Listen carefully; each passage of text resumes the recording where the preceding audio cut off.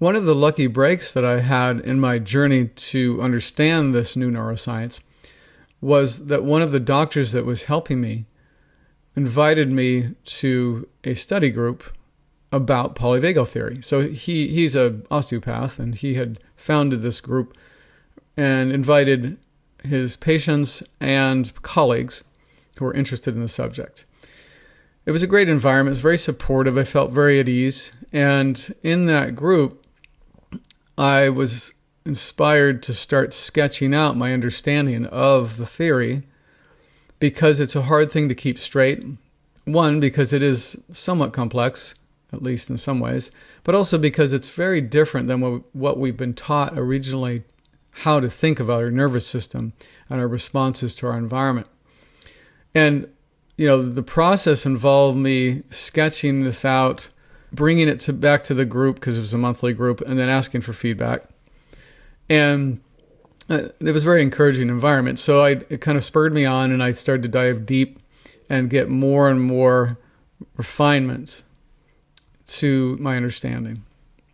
I'm going to show you right now that process, because it took about 3 years and hundreds, who knows, maybe even thousands of hours of study and design. This was the first sketch that I made in my attempt to understand polyvagal theory. And the sketch was inspired by this book by Deb Dana, The Polyvagal Theory in Therapy. Deb Dana is famous for her work in translating polyvagal theory into an understanding that can be used in therapeutic setting. It's a great book, and it was a good primer. And she has this ladder sort of structure that explains the different levels of our nervous system's activation. That was a model for what I'm doing here. And I decided, though, that even though it was really helpful and that I'm really grateful for her contribution, I wanted more detail. I noticed that the theory, when I was reading Porges' books, so Dr. Porges is the one that discovered polyvagal theory, that there was more detail than she was giving, which makes sense because she wants to make it simple so that people can grasp it in the beginning.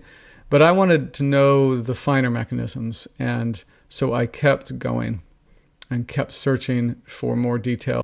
All right, so here I am sketching out different versions of how I might structure the information, because the thing that's difficult about this modern neuroscience and polyvagal theory is that it's very relational and dynamic. So I had to figure out a structure that helped me keep the elements straight. And that's what's happening here, is I'm starting to figure out a different structure that helps me keep the information straight and the dynamics of how the system activates or deactivates.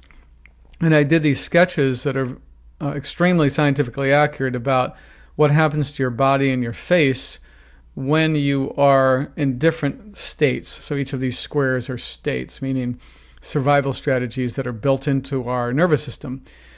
And what I kept doing was sketching out and testing these images in terms of how well they kind of represented the concepts that I was reading.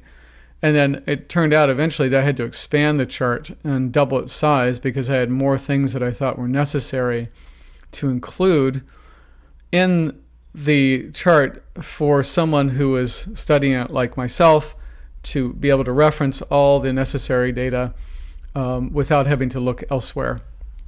And traditionally, people see the nervous system as kind of a binary thing instead of a dynamic, interrelated system. And that's exactly what this chart is aiming to do, is to help me, at least initially, keep straight the dynamics of how this neuroscience works, rather than being stuck in the old system. And you can see that there's a lot of corrections being made here. And basically what I did is I would put the chart on the wall, I would read the neuroscience, and I would check my chart to see if I was correct. And as you can imagine, that took a tremendous amount of time. But I found it unbelievably fulfilling, because I became clearer and clearer in my sort of overall understanding of how these dynamics take place in everyone's body and nervous system. And then finally, I had a completed chart. And of course, the next question was, I wonder who else might be able to understand this, because I am the one that's been staring at it forever. And I decided it was time to make some courses to help other people understand how this works and help them get out of chronic conditions.